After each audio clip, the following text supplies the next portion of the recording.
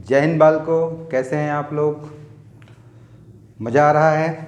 अब तो एडवांस, आज थर्सडे है, फ्राइडे सैटरडे संडे को एडवांस का पेपर है। तो आप लोग अपनी तैयारी के बिल्कुल लास्ट में चल रहे होंगे और डेली कई बच्चों ने हमको फ़ोन किया, मैसेज किया कि सर आपके क्वेश्चंस का वेट करते हैं हम लोग कि क्वेश्चंस कब आ रहे हैं। मैं doctor Amit Kumar Pandey, new AC9 and Sharda classes, आज का नया जो क्वेश्चन है, नया जो लेक्चर है, उस पर डिस्कस करूँगा। ठीक है। आज के लेक्चर में मैंने एक नहीं बल्कि 2 क्वेश्चन रखे हैं मल्टीपल चॉइस टाइप के। ठीक है। उम्मीद करता हूँ आप लोग तैयार हो गए होंगे। आपने अपने सारे सोशल मीडिया एक्टिविटीज़ को बंद कर दिया होगा, पेन पेपर लेकर के बैठ गए होंगे। चलिए, अब आप स्क्रीन पर इन दोनों मल्टीपल चॉइस क्वेश्चंस को देख सकते हैं। ठीक है जी, एक बार नोट कर लीजिए। कर लिया? अब वीडियो को आप पॉज करिए और पॉज करके दोनों क्वेश्चंस को आप सॉल्व करिए। पहला क्वेश्चन क्या है कि which of the following compounds have some solubility in water. इन चारों ऑप्शन में कितने कंपाउंड की कुछ वाटर में सॉल्युबिलिटी होगी। चलेगा। और दूसरा क्वेश्चन हमारा ये है कि purine has 4 nitrogens, which of the following are you expect to be basic. ये एक प्यूरिन का स्ट्रक्चर हमने दिया हुआ है और इसमें हमें बताना है कि कौन सी नाइट्रोजन जो है इसमें बेसिक नेचर की है। चल जाएगा। तो ये 2 क्वेश्चन हैं, उम्मीद करता हूँ आपने सॉल्व कर लिए होंगे। चलिए अब इनके एक्सप्लेनेशन पर हम बात करते हैं। अगर हम पहले क्वेश्चन की बात करें, सबसे पहले क्वेश्चन की बात करें, which of the following compounds have some solubility in water. तो ऑर्गेनिक कंपाउंड की वाटर में सॉल्युबिलिटी किस बात से तय होगी? इसके पोलर नेचर से। जो ऑर्गेनिक कंपाउंड जितना ज़्यादा पोलर होगा या जितना ज़्यादा फॉर्मल चार्ज शो करेगा, उस कंपाउंड की वाटर में सॉल्युबिलिटी उतनी ज़्यादा होगी, क्योंकि उसका हाइड्रेशन उतना ज़्यादा होगा। आपने पढ़ रखा है कि hydration energy directly proportional to किसके, आपके चार्ज के। तो इन कंपाउंड में चार्ज तो दिख नहीं रहा, गलत। ध्यान से देखिए, आपको इनमें चार्ज दिखेगा और दिखने की वजहें अलग अलग होंगी। जैसे ये पहला कंपाउंड है, तो पहला कंपाउंड में अगर आप ध्यान से देखें तो ये इस स्ट्रक्चर में पाया जाएगा और इसके पाए जाने के पीछे जो फैक्टर सपोर्ट करेगा वो है एरोमेटाइजेशन। तो एरोमेटिक होने की वजह से ये डाईपोलर आयन में एग्जिस्ट करेगा और इस आयन के बनने की वजह से, एग्जिस्ट करने की वजह से इसका वाटर में हाइड्रेशन होगा और इस कंपाउंड की वाटर में क्या होगी, सॉल्युबिलिटी होगी। तो अगर जिन जिन स्पीसीज में डाईपोलर या फिर पोलरिटी ज़्यादा दिखाई पड़ रही है बॉन्ड्स में, उनकी वाटर सॉल्युबिलिटी थोड़ी सी देखने को हमको मिल जाएगी। चलिए सेकंड कंपाउंड पर आते हैं। ट्रोपोलोन है ये। इसमें भी अगर आप ध्यान से देखें तो यहाँ निगेटिव और यहाँ पॉजिटिव। ये भी आप ऐसे कह सकते हो कि ये भी आपका ऐसे स्टैंड करेगा और इसके करने के पीछे जो फैक्टर जिम्मेदार है, फिर एरोमेटिक कैरेक्टर का होना। इसी वजह से डाईपोलर आयन बनेंगे और इस डाईपोलर आयन के बनने की वजह से इसका हाइड्रेशन होगा और इसकी भी वाटर में सॉल्युबिलिटी होगी।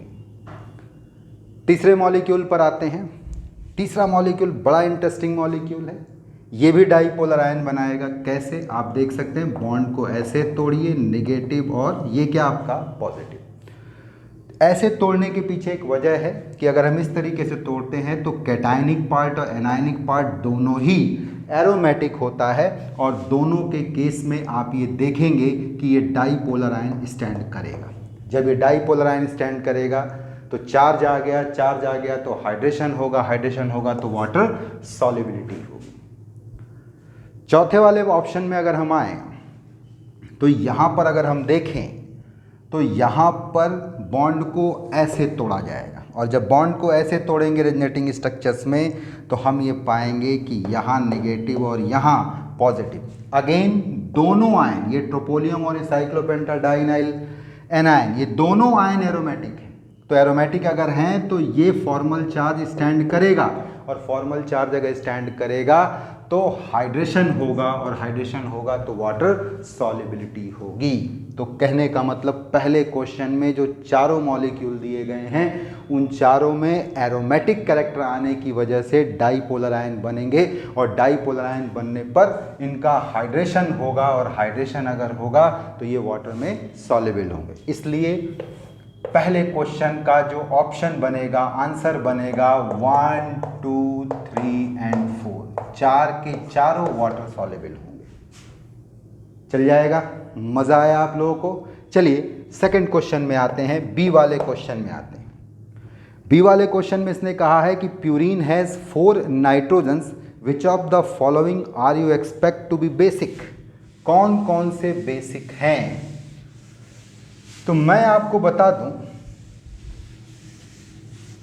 अमोनिया और उसके जो डेरिवेटिव्स होते हैं वो बेस का काम करते हैं, और इसके लिए आप ऐसी व्यवस्था को रख सकते हैं कि जब इनको हम वाटर में लेकर के जाते हैं तो ये वाटर से मिलने वाला H+ आयन नाइट्रोजन सेंटर पर अटैक करके अमोनियम में तब्दील होता है, और साथ में क्या रिलीज करता है? आपका OH। तो दिया गया बेसिक नेचर इस बात के ऊपर निर्भर करता है कि ये लोन पेयर कितनी आसानी से अवेलेबल है। ये लोन पेयर जितनी आसानी से अवेलेबल होगा, प्रोटोनेशन उतना बढ़िया होगा, उतना ज़्यादा OH आयन बचेगा, और इसका बेसिक नेचर उतना ज़्यादा दिखाई पड़ेगा। H+ आयन का प्रोटोनेशन कहीं ना कहीं इस लोन पेयर की अवेलेबिलिटी पर निर्भर करता है। अगर लोन पेयर रेजोनेंस में है तो बेसिक नेचर बहुत घट जाता है, लोन पेयर रेजोनेंस में नहीं है तो बेसिक नेचर कंपैरेटिवली ज़्यादा होता है। तो सबसे पहले तो हम यही देख लें, यहाँ जो हम प्यूरिन का स्ट्रक्चर देख रहे हैं, यहाँ पहली नाइट्रोजन, तीसरी नाइट्रोजन, 9वीं नाइट्रोजन और 7वीं नाइट्रोजन। इसमें 9 नंबर नाइट्रोजन पे मौजूद लोन पेयर किस में है? आपका रेजोनेंस में है, और अगर रेजोनेंस में है तो ये बेसिक नहीं है, या इसका बेसिक नेचर इतना कम है कि हम कहेंगे कि ये बेसिक नहीं है। लेकिन जरा पहला, तीसरा और 7वां नाइट्रोजन देखें, इनके पास लोन पेयर है, और ये लोन पेयर रेजोनेंस में नहीं है, ये लोन पेयर p ऑर्बिटल में नहीं है। ये पहले, तीसरे और 7वें पे मौजूद lone pair sp2 hybridise orbital में, 9वें पे मौजूद लोन पेयर p ऑर्बिटल में था, रेजोनेंस में था, इसलिए ये बेसिक नहीं था। और यहाँ ये sp2 हाइब्रिडाइज ऑर्बिटल में है, रेजोनेंस में नहीं है, लोकलाइज्ड हैं, इसलिए ये कैसे हैं? आपके बेसिक्स हैं। तो आप 7वां, 6ठा और तीसरा, ये